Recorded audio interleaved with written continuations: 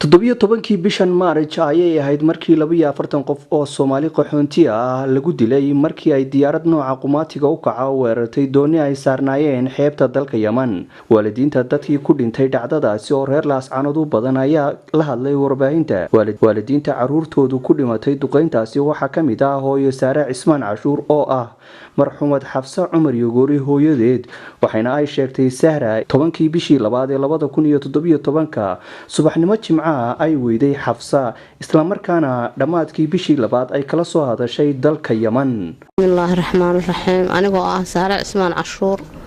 waxaan ahay Xafsa Cumar Yogoori hooyadeed baan ahay. Xafsa Cumar Yogoori halkan waxay iga tagtay subax Jimcaad bishii labaad 10keedii bay ku aadanayd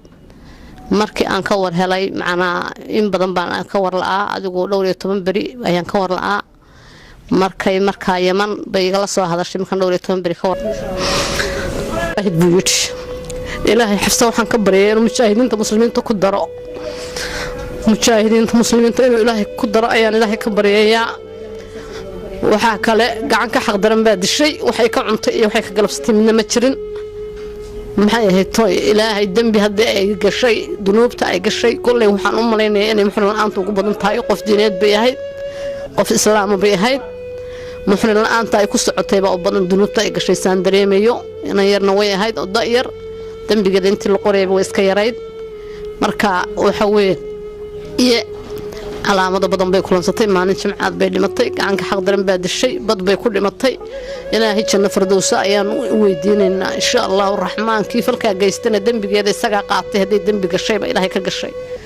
mana aan filayo inay dambi badan ilaahay ka gashay qof baariyada bay ahayd waalidkeedu baariya. Aabe Mahad Cawad Jamac waa marxuum Deeq Mahad aabihii waxaana uu sheegay in geerida wiilkiisu ay si gaar ah u taabatay una dambeeyay 7 qof oo uu dhalay oo dhamaantood ku baxay gacan bilaadan. waxaa jira wiil aan dhalay oo Deeq Mahad Faarax Jamac la yiraahdo Cali Deeq oo aan Laascaanood ku ogaa oo laga tahdiibiyo dadka kaxayay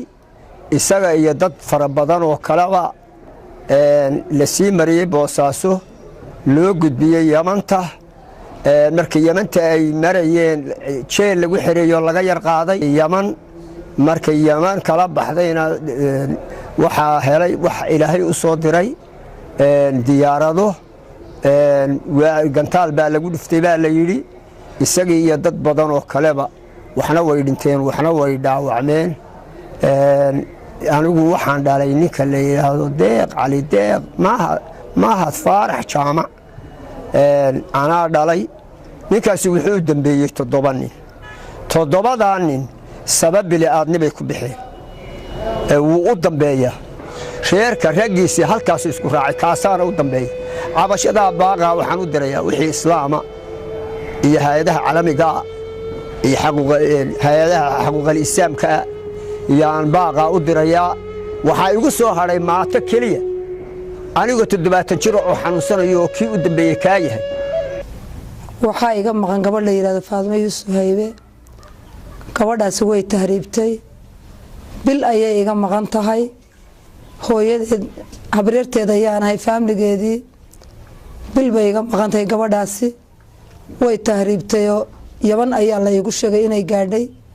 doontii ay raacday khamiistii baxday ayaa lala bartilmaameedsaday hub lala bartilmaameedsaday gabadhaasi waa la soo xaqiijiyay isla Jimcihii baa la soo xaqiijiyay inay dhimatay dadkii ugu geerida ugu horeeyeen ay ahayd. Laascaanood waxay ka baxday bil bay ka sii maqan tahay in yar ayay sii joogtay Boosaaso wiil bay la joogtay abti ugu beegan wuxuu damayn u celiyo way ka baxsatay gabadhaasi wiilka habeen way ka gul xaqiijiyay caalamka waxaan u sheeganayo muslimkaba inay arinta wax ka qabtaan iyadoo la ogaay lana arkayay wixii bartilmaameedsaday doonta dadkaasi saarna Soomaaliyeed. tahriibka ayaa baryahan dambe si xooga ugu soo badanayay gudaha magaalada laascaanood waxaana waalidiin badani khaati bilaahi ka joogaan kulshado isku xidhan oo caruurta tahriibiya kuwaasoo ka kaxeeya xeebaha gobolka bari waxayna ay sheegeen inay caruurtooda ka warhelaan iyagoo jooga wadanka Yaman lagana kaxaysto gudaha magaalada laascaanood waxayna kooxaha wax tahriibiya ku eedeeyeen inay fangareeyaan caruurtooda geeyaan wadanka Yaman kadibna u sii kaxeeyaan wadanka Suudaan halkaana geeyaan wadanka Liibiya kadibna soo codsadaan lacag madax furasho